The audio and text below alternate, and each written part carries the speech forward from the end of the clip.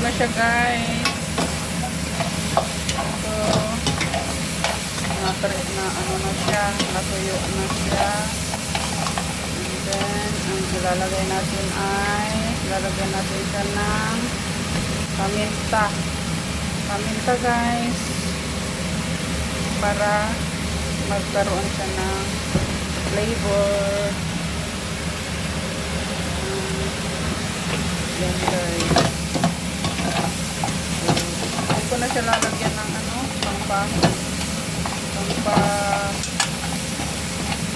pangpalapot kasi pag may sarsa ba.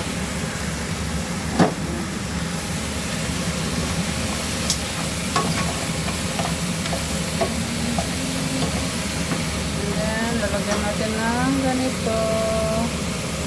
Sibuyas, guys.